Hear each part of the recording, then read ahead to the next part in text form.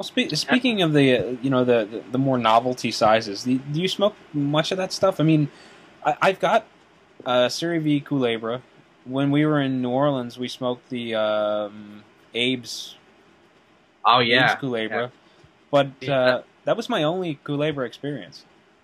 I had for a while some Partagas Culebras that I would only. I don't. I mean, a Culebra is only good when you're smoking with other people, unless you like trying to smoke three cigars at once. In my opinion, I get those when I have an opportunity to, and I never smoke them except when there's going to be when we've had people come in from out of town that are visiting or just an unusually large group of people around. I'd break it out and say, all right, guys, let's burn one of these, and so I've had the La Flor Dominicana Culebra that has three different the wrappers on it. It was good. The bad part about that, the sad part about that, is because they're all different smokes. You're always wondering, well, mine was good, but I wonder how those other ones are. So that's the one Culebra I'd consider lighting, starting, and smoking through all three of them myself, if you can find them. They're really tough to find. So I've had the Partagas ones. I did actually buy, and this is weird, but one shop locally they had the Illusion 2/3 or 2/3, the 23 some people call it. I don't know how you say it, but they sold off one of the sticks. So the Culebra in the box was loose, but there were two loose ones. So I think I bought one of those one time just for the smoke it. And that actually I found, and I think I've heard this before, had a rather firm draw and was kind of messed up the experience for me. I think that would probably benefit from the lower humidities. But for the most part, the really interesting, kind of unusual shapes like that, I don't smoke them that often. The Culebra's, I think, a cigar that, it's fun to share with people. Padilla's, it's not a Culebra, but it's an interesting kind of quirky stick. The Habano, Burberry, Figurado, or whatever he's calling it now. The one I call the Gringo stick. I think it's the He makes Artisan now. Yeah, he makes it. He makes it for gringos because even like I think he told me that most real cigar smokers would smoke them in, and it's got all the wrappers on it. It's a really good smoke. So when I find those, I will smoke those just for fun because they taste good and they look cool. So I don't often smoke them at home. It's one of those things where hey, I'm out, people are smoking interesting things. I'm going to show off a little bit. So it's kind of good for that. And it's really good. I think Jerry reviewed it like forever ago, and he really liked it, and I've really liked it. So, I think I have one floating around in my humidor. I think you might have sent it to me. I'm gonna have to dig through and find that. I've got they started boxing those up from whichever catalog sells it the most. They have 5-pack boxes that I bought the last time, and I picked up a few of those, and I thought they were. Yeah, so I try to keep some of those around, but I can't tell you the last time I smoked one. Speaking of Padilla, last I heard, he sold his lounge in Cayocho. Have you heard anything about that? No, I haven't. But that was the subject of one of those novelty posts I did, the Taris. I think wasn't he the one I awarded most predicted to fail without failing or something like that? Or I like the guy, and we talk crap back and forth a little bit on Twitter. And hopefully, he doesn't take it personally or anything like that. If you're seeing this, I'm just messing with you, man. I keep hearing stuff like that. I keep hearing this and that, and he's having trouble. This is going to happen. That's going to happen, and I haven't heard that, but I don't know if any of the rumors are true. It's a nice place, but it might make financial sense for him to do it. I don't know the guy's business. I don't really know his finances. I just know the rumors. So it sounds like the rumors I've heard, but the rumors I've heard haven't always been very accurate because the guy's still making cigars. Yeah, if it's true, I don't know if the price was right or whether he just needed to get rid of the space, but he seems to be doing pretty well. Studio Tobacco is doing a cigar for him. Anytime you open up the CI catalog, there's always some sort of micro batch or something going on. He's he's definitely a presence in the cigar industry, and his product is readily available. And he's coming out with new stuff. I picked up a couple of new things he came out with, and I don't remember the names off the top of my head, but I know there was I forget what it was. It was like a Maduro version, and there was like a Habano or a natural version. I picked up one of each. I haven't tried either one of them. So he's coming out with new stuff. I know I think at one point I talked to him, probably when I was doing a review, or I forget. He just emailed out of the blue, and he gave me a bunch of information about cigars that were upcoming, Artemis and things like that. So he's still coming out with stuff. One of the things about him is I think he's got, some of the most elegant bands in the business. I mean, they're just beautiful packaging, and he does all the work himself, which is even more amazing.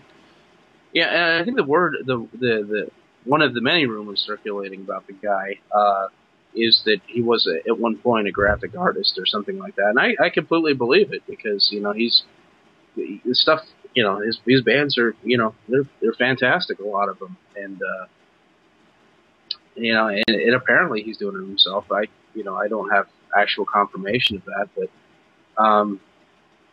yeah, he doesn't seem to be quite the powerhouse that he was a few years ago, but he's always around, and he's making new stuff. So I like seeing that. I wish the guy well, always. So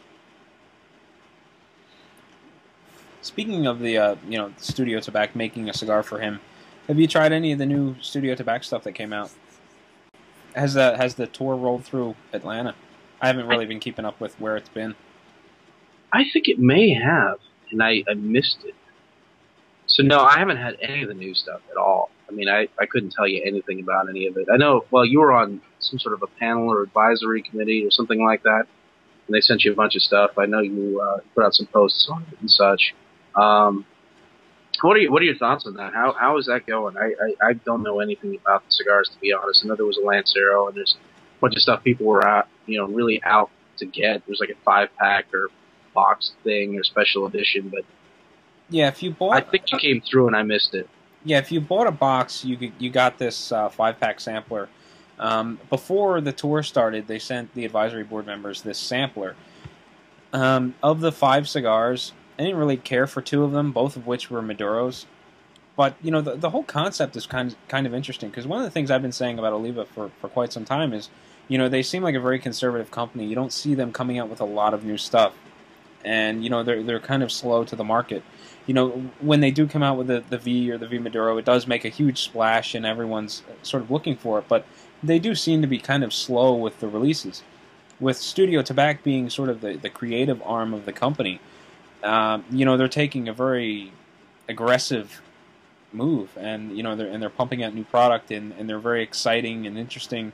So the whole concept is really interesting, that your core Oliva followers that want that traditional conservative sort of company have that option, but the younger, more hip crowd, if you will, has Studio Tobacco for lots of new releases and that fast-paced sort of action. And the people that chase special editions and such, or you gave them something there. But yeah, I think it's generally a good thing. Yeah, they've got. That's the thing. They seem to do incredibly well, and they don't have to do a lot of advertising or a lot of events or anything. They're in every humidor, it seems. Going back to the question about what should be in every humidor, Oliva should be in every humidor. I think they're reasonably priced. They're pretty conservative, good value, good flavor, that sort of thing, and they haven't really needed to, but I don't know, maybe they do. Maybe the most recent craze of like just tons of everybody's coming out with special editions and limited editions and such makes them, kind of puts pressure on them to address that trend, just in case it winds up becoming a significant portion of the market. I'm not sure how much it is really, but Well, it does seem to give them that edge where, because you get a lot of consumers that get upset when they see a company come out with a lot of limited edition stuff that's hard to find or very expensive. And it kind of puts them in a position where, they're doing it, but they're not doing it because Oliva isn't. You know, it's more the studio tobacco arm that's taking advantage of that craze. So it Yeah. seems like it's great on their part anyway. No, I think it's a good thing. I think it's not bad. I mean, whatever you think about, the small stuff like that, the kind of, rush, little tiny micro batches and such rushing out there. I mean, there's a market for it. I think it's a good thing. And because Oliva's behind it, there's a really good chance, and I think it's the whole point of it, that something that really hits and really does well is going to wind up being something that's readily available, most likely. Well, what type of consumer are you? Do you sort of jump in there and go searching out limited edition stuff, or are you more along the lines of like how I am, where I just kind of lay back and if it becomes available, I get it. If not, I don't wait worry for the about women to drop it in your lap and light it up for you. I used to chase things down. Part of it's a function of how many cigars I have. I just have way too many. The wife always gives me hell about it. And so I don't usually chase down special editions or limited editions, but sometimes like I used to. I do at times simply because, well, people are going to want to see reviews, and that's going to generate page views and such. So I do it for that purpose. If I weren't writing reviews, I would do pretty much. I'd probably fall into a case of if it shows up in the local humidor, the local cigar shop, I'll try it. And if not, it doesn't. So I've seen this. There's been some stuff that I would have liked to have tried that have come and gone that I never got a hold of, and it's as kind of wish I would have found some, but at the same time, the industry's tough. There's a lot of good stuff out there. I mean, for everything new and cool that comes along, there's a lot of established stuff that's easy to buy, and I already know I like, so I can always go get that. And, oh well, if I miss something, Well, how much buying are you doing locally as compared to online? Because for a little while you were buying quite a bit online, I think. Are you sort of sticking more locally, because of all the events and stuff you have going on, or is that 23% Georgia tax a real burden? It is kind of a pain. I mean, you definitely feel it when I'm writing up the reviews. I usually quote MSRP, that's the real MSRP, before any sort of local add-on taxes. So I've definitely noticed whenever I'm writing this stuff up, I'm usually like, yeah, that's what it would be if we didn't have 23% thrown on top of it. At I think the wholesale level or whatever. I don't buy very much online. It's kind of dangerous. You buy one thing and you want to buy a little bit more. It's such a good deal on a box. You get a box, then you get oh crap, I got a box. Where I'm going to put all this. So and then there's the whole concept of supporting your local shop. I think that my local shop being Buckhead Cigar would do fine if I wasn't in there buying constantly. But for the most part, I go in there and buy from him, or if I go stop at anytime I visit a cigar shop, I always wind up buying cigars. And I usually try to keep myself to, try to limit it to, 5 or so. But every now and then somebody's running a deal and they're running the same problem. But I try to buy stuff locally as much as I can.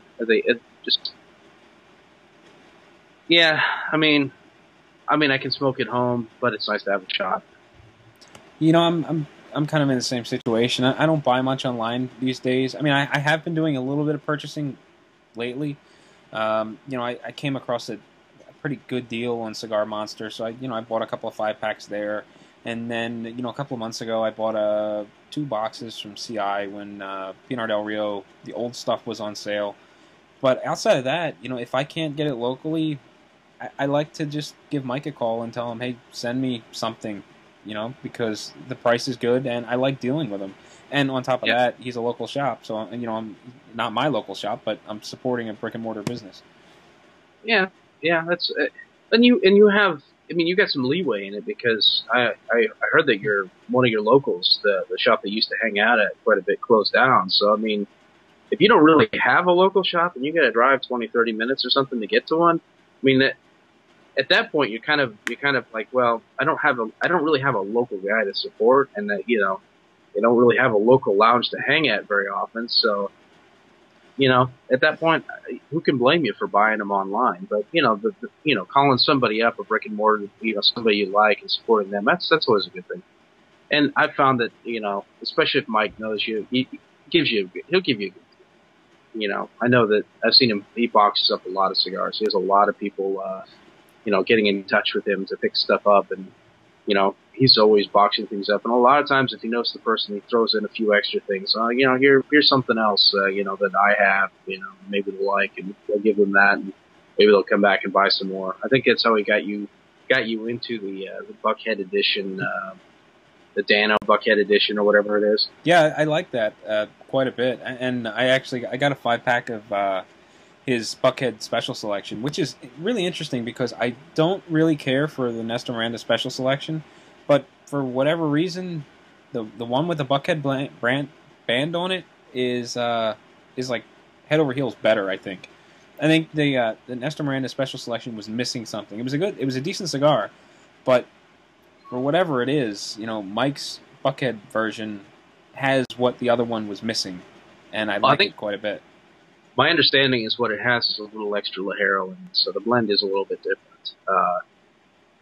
And it seems to be pretty popular. I mean, I know he smokes the heck out of the Buckhead Dano, so, but yeah, that's how he does it. So, I mean, if you have a shop that takes you, you got a pack of lunch to get to. I mean, I can understand buying online, and there's stuff that Mike doesn't carry. Every now and then, I feel like picking it up, and yeah, I might order something online occasionally.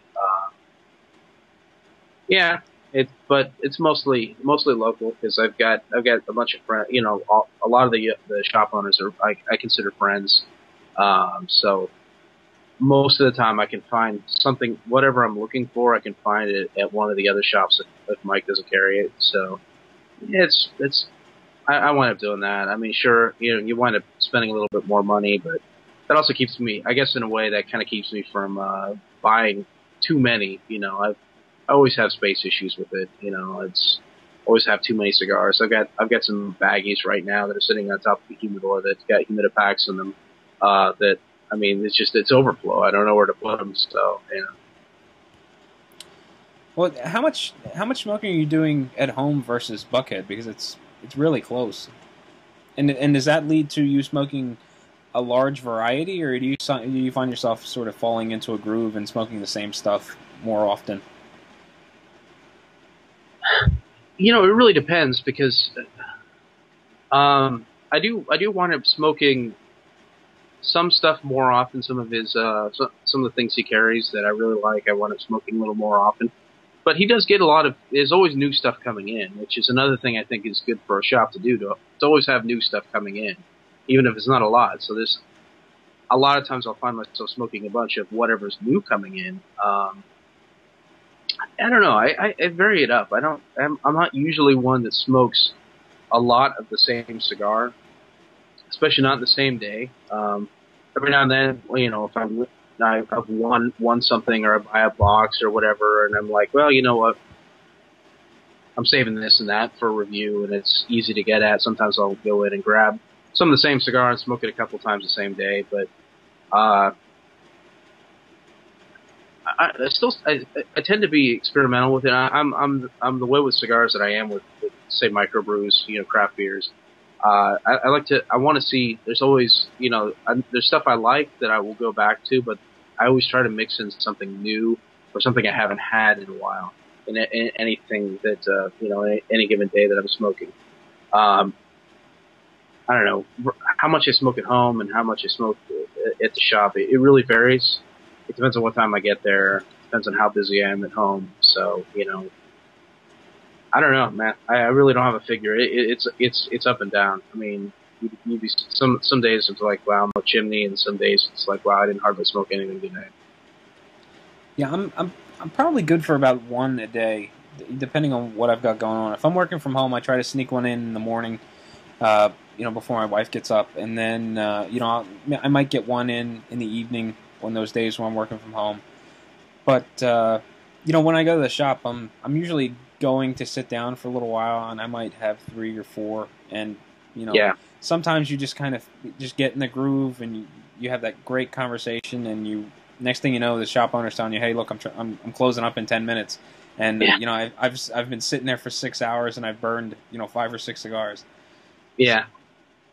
And that happens. I mean, it depends on how long I'm at the shop. I have the benefit of one of the really smart things I think that Mike did, in addition to the placement of the shop and everything. There's a lot of really wise decisions that went into where he's at. But one of the great things he does is he doesn't close up at 7 or 8 o'clock like a lot of shops do. He's open until midnight. And being the night owl that I am, I'll head over sometimes as late as 10, and I don't always have time to smoke more than one, maybe two cigars, but there's that. So I mean, I may wind up actually smoking more at home than I do there, but I'm usually good for a couple a day. I don't want to. I don't know what the real figure is. It really depends on how late I stay up. And if I start getting into the beer, sometimes it's a little higher. Sometimes the night gets kind of late. Bottles stack up. The bands stack up. Well, that's great. Just like you said, in the shops in my area, they close up 7, 8, and I think the latest is 9 o'clock on like a Friday night. And if I had a place that was relatively close, walking distance would be perfect. But if there was a shop that was open until midnight, that'd be especially on a weekend, that'd be fantastic. Yeah, oh yeah.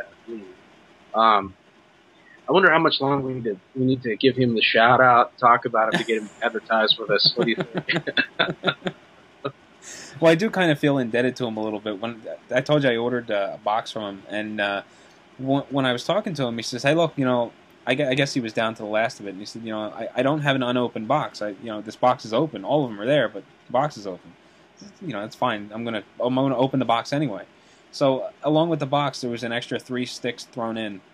3 of the I bought a box of the La Traviata Maduro, and I guess maybe you had 3 laying in the bottom of an empty box, so they were included in the purchase price.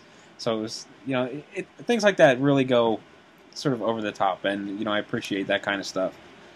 Well, he's got the customer service thing nailed. He's a character, and he also takes care of people. I mean, I don't. Aside from just jerks that walk in and don't follow the rules or just act up. I mean, nobody leaves that place unhappy. He makes sure everybody's taken care of. I can't complain. I mean, he takes care of me really well. So I mean, it's no complaints there. And I know he's doing little things like, and he didn't even have to do it, but I think he's part of the whole process behind the smoking a JJ for JJ. So he's involved in that in some way. I think he's like one of the either the main supplier of the cigars or one of the main suppliers of the cigars. I think he's working on a website for that. So he does little things like that, and then little things like that matter. I mean, it's not just the cigars you have, but it's the service and all that other stuff. The little things you make people come back, and he does that really well. He's got that nailed. I think he's a prime example of breaking the mold of your typical cigar shop and just going above and beyond what is expected, and just doing those little extras to draw in a different customer base, and it goes a long way. And hell, I mean, people come into town, he goes buck wild. The Vance will have food, and we'll go out to eat, and I mean, it's crazy. I mean, you got to come down and visit sometime. Let him give you the Buckhead cigar treatment. What is that? Just cigars, Waffle House cigars, Waffle House. That's part of it. And sometimes it's one of the local pizza shops that does a killer. We call it pizza, where is more animal carnage on top of it than anything else. It's deep with animal. There's a little bit of crust, there's some cheese and some sauce, but it's just crazy. I mean, things like that. Sometimes with even. Like, I know when Jerry's come in, we wound up going over to New York Prime. It's just nuts. I mean, it's crazy. He goes all out. But the thing is anybody that comes in and visits, they're gonna go to Buckhead Cigar, and they're gonna hang out there. They're gonna buy cigars from him, because the guy, you you can't help but do it. I mean, the guy treats you so well, and you know, you'd feel bad if you went anywhere else. And you know, I feel bad for the other guys that own shops that I like. I mean, I don't get over there, but I mean, I don't know. I'd almost feel guilty not going over to Mike's shop. So